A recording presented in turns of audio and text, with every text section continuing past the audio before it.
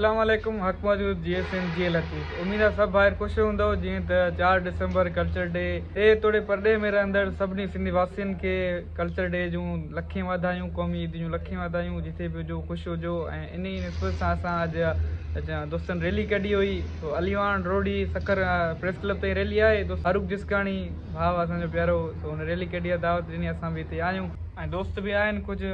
तो हितां शुरुआत कयूं था। फिलहाल कुछ हिते उतां ते आहिनि, उनके भी गॾु कयूं था। हितां जी रैली खे स्टार्ट कयूं था, व्लॉग खे भी हितां स्टार्ट कयूं था।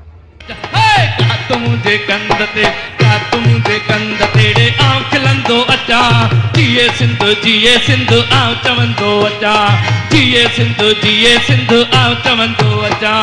रैली जो शुरुआत असां अलीवान गेट ग्लिफ होटल ते कंदासीं, छो जो सॼी संगत हितां ई गॾु थींदी।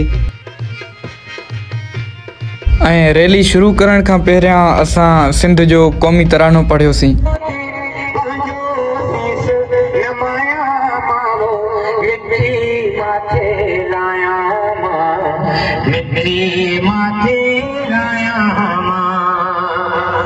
ऐं सिंध जे क़ौमी तराने खां पोइ रक़्स त लाज़मी आहे।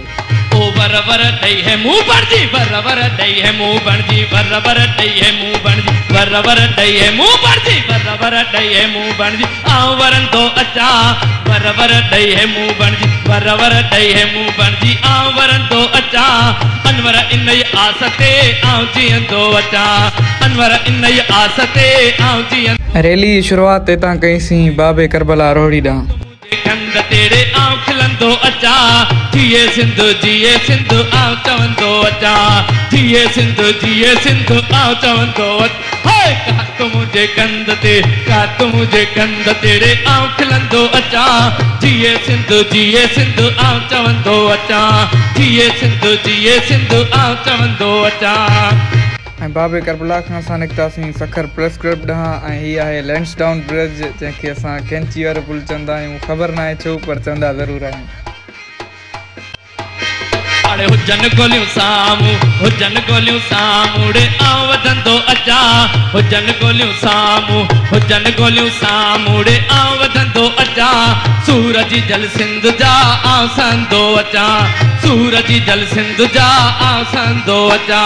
का तू मुझे कंद तेरे आऊं। क्लब खां निकितासीं असां military road I love Sukkur point ते, जंहिंखे असां दुनिया चौक बि चवंदा आहियूं, बाल चौक बि चवंदा आहियूं ऐं टिकटॉकर्स जो पॉइंट बि चवंदा आहियूं।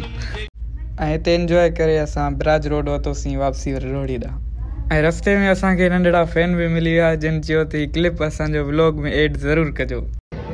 जी दोस्तों, व्लॉग तव्हां ॾिठो, उम्मीद पसंदि आयो हूंदो। तव्हांखे चैनल खे सब्सक्राइब ज़रूरु कजो। हक मौजूद GSM जी लतीफ़।